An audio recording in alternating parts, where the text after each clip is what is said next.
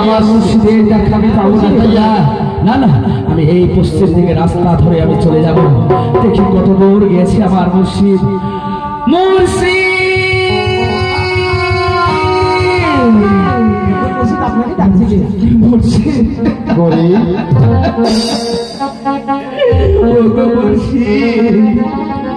আজ আপনারা আমার বাড়িতে গিয়েছিলেন সত্য, কিন্তু আজ দুঃখবতী বলবার আসনা নেই।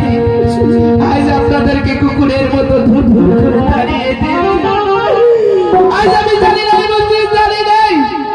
আজ আমি দুঃখবতীর হয়ে পদতলে আপনার পদতলে আমি ক্ষমা চাইছি বুঝছি।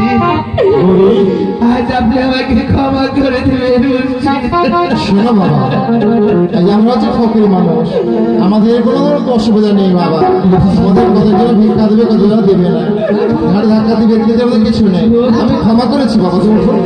আজ আপনারা আমাকে ক্ষমা করেছেন সত্য, কিন্তু কেন দুঃখবতী আপনাকে বসবার আসন দিতে পারেনি জানেন মুর্শিদ? তাতে কি হয়েছে? আজ আমার একা করে দিদি আপনার বলে আব্বা যান আমায় কিছু খেতে দেন।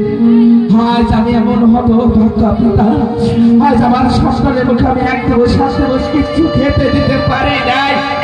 আমার বাড়িতে কোনো চাল ডাল বসবার আসন নেই, তাই তো দুঃখবতী আজ আপনাদের বসবার আসন দিতে পারে।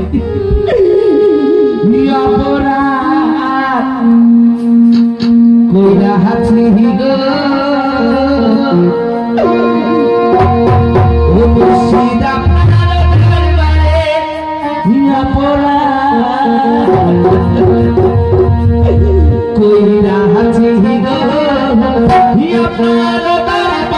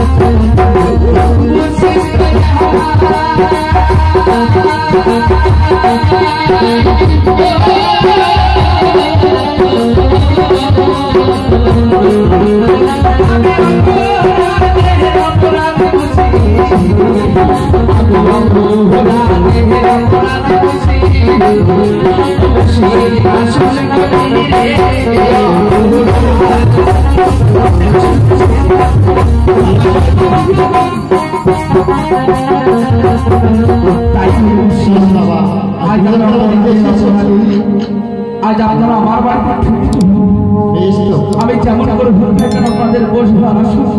ঠিক আছে বাবা, তুমি যখন আমাকে নিয়ে যাবে তোমার সঙ্গে বসিয়ে যাবো। চলো বাবা চলো। তাই আসুন মুর্শিদ, তাই আসুন। এবার তোমার সেবার ব্যবস্থা হয়ে যাবে। চলো এবার সঙ্গে আসুন মুর্শিদ, আসুন। এবার মানে খেতে যাবে।